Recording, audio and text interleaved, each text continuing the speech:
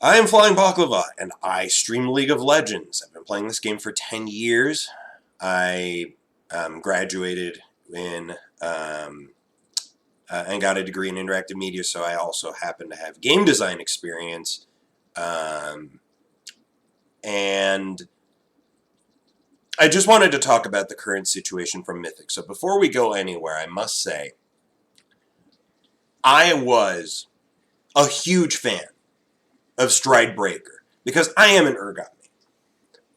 And with that said, I understand why Stridebreaker was not a healthy item for League of Legends. And in fact, as much as I loved Stridebreaker, I think that what Riot did to that item was necessary.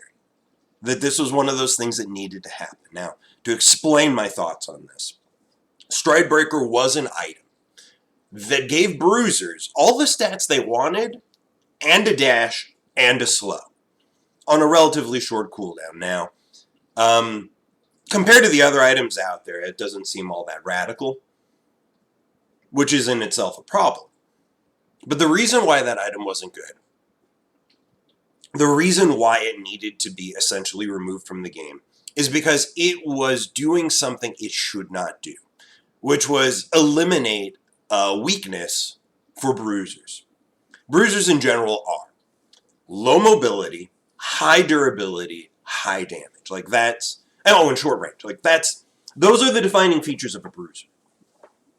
Which is that they have a hard time getting into and out of fights, but they're really hard to kill, and if they do get to you, they are scary. Like that's the definition of a bruiser. Darius, Urgot, Garen. These are all bruisers because they are terrifying champions when they actually get to you. Very hard to kill. And they also struggle to team fight because of those limitations. Stridebreaker was essentially turning bruisers into fighters. It was eliminating the key... Gotta be kidding me. Here I am trying to make a impassioned video and gardeners right out the window. But yes, what it was doing was it was turning bruisers into really high durability fighters. Because, see, bruisers and fighters are actually very similar. The big difference between fighters and bruisers are that fighters are a bit lower in damage, a bit lower in durability, but have much higher mobility. Which, I mean, like, what fighters need to do, they tend to need to build more offense than a bruiser in order to make up for the difference in offense between bruisers and fighters. And they needed to build a bit, and they still tended not to be particularly durable. That was like the advantage that bruisers had. They're more durable and they do more base damage, or have better scaling damage. But either way, that was the difference between bruisers and fighters. And having Stridebreaker, before it was gutted, essentially allowed bruisers to have all the advantages of being a fighter while keeping all the advantages of being a bruiser. It was not healthy, is what I'm saying. Now, the reason why I'm bringing this up is because I wanted to give context as to why there's so many items in the game right now, Mythics specifically, that don't belong because they basically do the same thing that Stridebreaker was doing, except with different classes of champions. So we just talked about why Stridebreaker was essentially turning bruisers into fighters with high durability. Now let's talk about an item that's making fighters way too strong, and that's Goredrinker. Goredrinker is an item that essentially turns fighters into bruisers, only with high mobility. Goredrinker, for all of the amount of times that Riot tried to nerf it and rebuffed it, the issue that that item has is, in the hands of a fighter, they can consistently get off a huge heal, massive heal, which, in essence, turns them from a fighter to a bruiser because they become a lot more durable than they are actually supposed to be.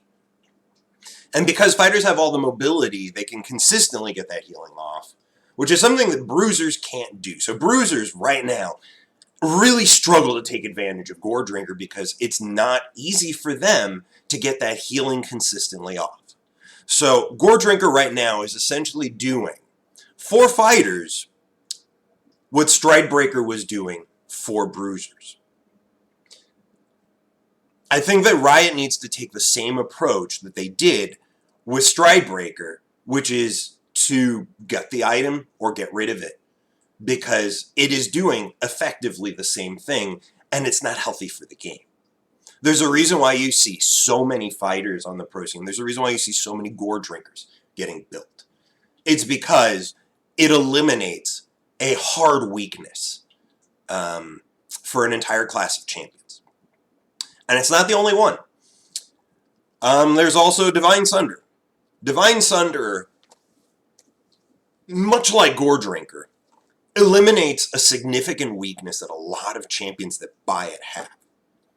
One, it either eliminates the weakness of scaling damage because it gives percent max life damage, or it eliminates the weakness of being low durability because it gives healing. It does both of those things. Much like Gore Drinker, you see this item way too much on the pro scene. And I find it very odd that Riot's solution for that is to remove 5 AD. Because the issue is that it provides too much utility in its active effect, providing a massive amount of percent max life damage and a very significant amount of healing in every 1.5 seconds. So any champion that can take advantage of Divine Sunder that can't take advantage of Gore Drinker, that's what they buy. There's a reason why on the pro scene it's not uncommon to see literally anywhere between 5 and 7 champions that are carrying either Divine Sunder or Gore Drinker. Because these items, again, eliminate weaknesses that are already inherent to the champion itself. It's just another one of those items that I feel like really isn't healthy for the game. And speaking of items that eliminate weaknesses, we got 2 more here on this list that I think bear special note. Gale Force and Immortal Shield Bow. Both of these items have a very specific weakness that they eliminate from AD carries. So when you think about AD carries, you think generally low mobility, long range, high sustained damage, but generally, and this isn't true for all AD carries, but generally speaking, these are champions that need to be babysat. Like, if an AD carry is just left alone in a team fight, they will wreck the enemy team through their sustained damage. If they are focused in a team fight, they will get blown up. Like, that's the point. And both of these items eliminate specific weaknesses inherent to AD carries. First, let's look at Gale Force. Now, in general, and again, not true for every AD carry, but in general, Gale Force adds mobility on champions that tend to be low mobility. Think about it this way. Jhin is a champion that has has basically no mobility in his kit. If I'm not mistaken, it's just the 4th bullet that gives him movement speed. And that's about it. There's no other mobility in his kit, but they tend to buy Gale Forces because it allows them to reposition in fights when they're normally not able to do that. And much how Stridebreaker gave mobility to bruisers that should not have it, Gale Force gives mobility to AD carries that should not have it. And then Immortal Shield Bow is another example, but for a very different reason. Again, big weakness of AD carries are they tend to be incredibly vulnerable. They tend to be squishy, real squishy. And Immortal Shield Bow, it eliminates that weakness.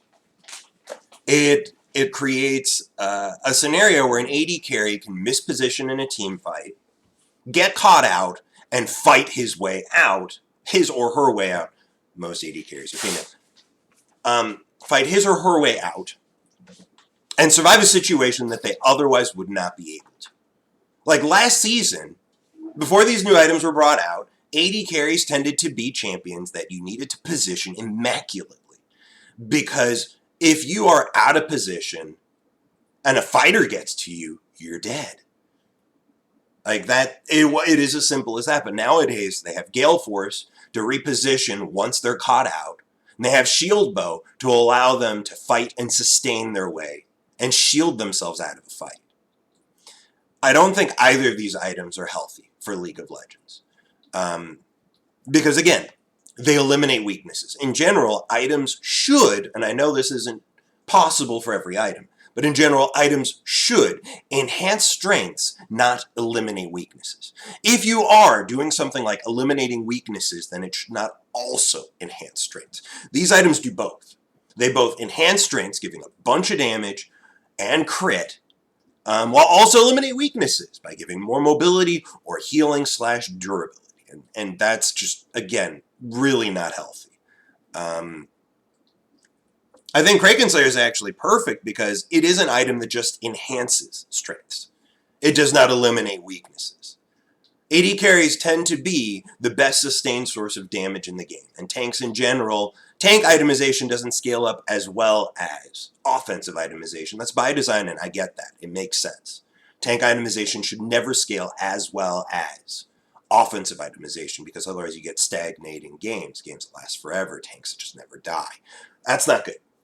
And Kraken Slayer doesn't necessarily eliminate a weakness that AD carries have, because again, if you make it to 6 items, an AD carry will melt a tank. It doesn't really matter what items they have. Kraken Slayer allows them to kill tanks a little faster, sure. Gives them a bit more consistent damage. But that's fine. That's okay. That's what AD carries are designed to do, melt things. And Kraken Slayer helps them do that. Sensible choice. And then there's one more item, though, which although doesn't eliminate weaknesses, I think bears mention because it is an incredibly unfair item, an item that baffles me straight up. But Everfrost. Now, this is an item that I know not many champions buy, but the champions that do buy it tend to abuse them out of it. Now, never before has there been an item that provided hard CC in League of Legends, and I think there was a good reason for that. The balance around many champions, it really does revolve around their entire kit. It's a holistic approach. And the CC that tends to be given to champions are done so in a deliberate fashion. So it seems really odd that Riot would add an item that essentially can extend certain champion CC by 1.5 seconds. Like, it would be a different thing if Everfrost was an item that could never be used to chain with CC. Because then it is just genuinely a skill shot that you can hit or miss, and you have proper counterplay from your opponents. But the champions you tend to see by Everfrost, champions like Ryze and Twisted Fate, they have a 100% guaranteed way of CCing their opponent. 100% guaranteed. Their opponent cannot dodge it. Once you are within range of these champions, the CC will connect. Unless you've got a Zhonya's effect or some other BS in your kit. The CC from those champions will connect, which means that the Everfrost will connect as well. It seems odd. Why not just make Ryze's root last 3 seconds instead of 1.5? Because with Everfrost, that's the reality of the situation. Is that when Ryze lands its root, it will follow up with another root. It doubles the length of his CC. And I can't imagine that that is a good thing for the game. Because again, holistic design. His kit was designed with that limitation in mind, and Everfrost gets rid of that.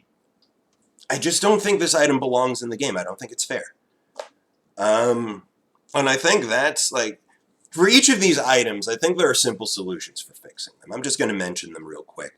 In the case of Divine Sunder, either get rid of... Well, no, I don't think either. You should just get rid of the healing. If anything, I think it would be it would actually make it interesting, because right now, you tend to only see people buy Divine Sunder. In like 9 out of 10 times, you see somebody buy Divine Sunder, and maybe, you know what, it's not even true. It's more like 99 out of 100 times you tend to see someone build Divine Sunder when the other option is Triforce. Nobody builds Triforce, because Divine Sunder just feels better overall in almost every case. Gives you scaling damage that you don't need to build towards, and it gives you healing. And it gives you a lot of durability too. So the way you fix Divine Sunder is just move the healing that Divine Sunder has to Trinity Force. Divine Sunder becomes the automatic scaling damage, Trinity Force becomes the healing item. You give each one of them a personality. So when somebody thinks, I want to buy a Sheen-based item, do I want scaling damage or do I want healing? There you go. You now actually have something that can change between game to game. Makes sense. Continuing, on Everfrost, maybe it just shouldn't be a root. Maybe it should be a slow. Maybe that's what Everfrost should do. It should not root you. It should add a 1.5 second slow. Granted, there already are lots of items that just provide slowing upon doing damage, so I don't really, honestly, I don't know how to fix Everfrost. I don't think this item is healthy. Maybe just get rid of it. I don't think it can be fixed. Gale Force, I don't think this one can be fixed either. Because again, it eliminates a weakness while enhancing strengths. It should do one or the other. I don't know. Maybe get rid of the active damage proc on Gale Force. It's not like AD carries ever use that. Gale Force is used for repositioning in fights, not executing enemies. I don't think that would fix the item, though, because again, AD carries are supposed to be low mobility. That's the thing. They're supposed to be low mobility. Maybe, instead of it being a dash, maybe it should be a move speed buff. That way, it gives the AD carry the ability to reposition without, making it basically impossible to follow up on it. Because if the AD carry is getting slowed, then that move speed boost won't be that big a deal. And it still requires the AD carry to juke skill shots using their own actions. Maybe that's what Gale Force needs to do. Maybe it needs to give you move speed instead of a dash. I like that. Gore Drinker. Maybe just get rid of the offensive stats. Make this an item that you basically only want to build if you just want to be tanky. Again, it is enhancing strengths, eliminating weaknesses. Choose one. Either it's eliminating a weakness or it's enhancing strengths. It should not do both. Because right now it does. It gives you durability, gives you damage, and it gives you the ability to sustain yourself in a packed team fight. Make it do one or the other.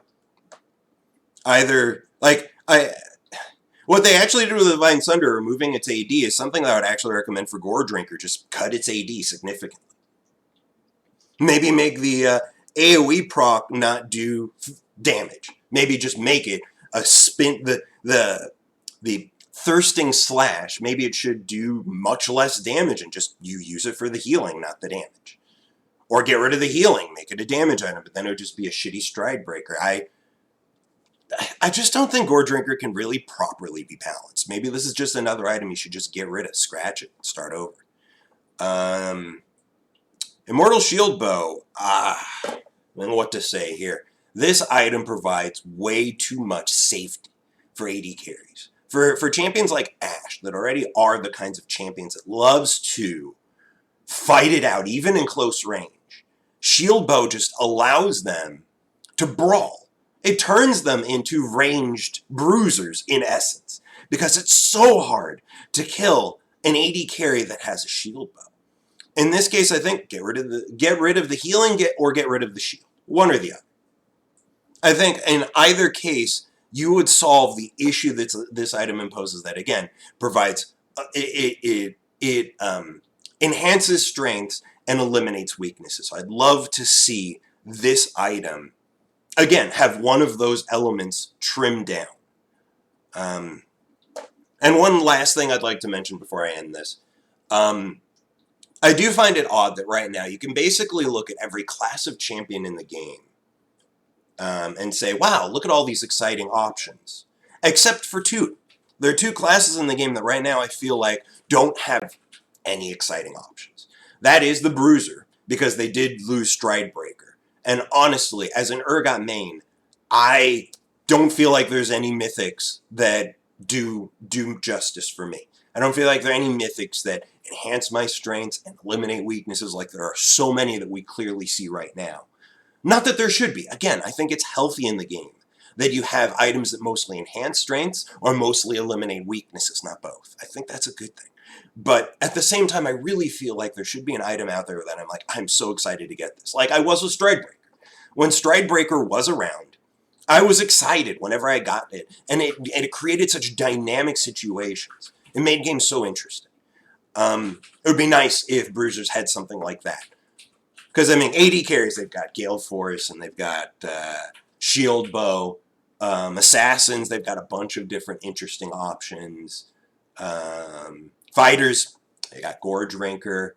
They've got Divine Sunder. Like, there's so many items out there that make people excited to play the game. But as a Bruiser player, I feel like I have none.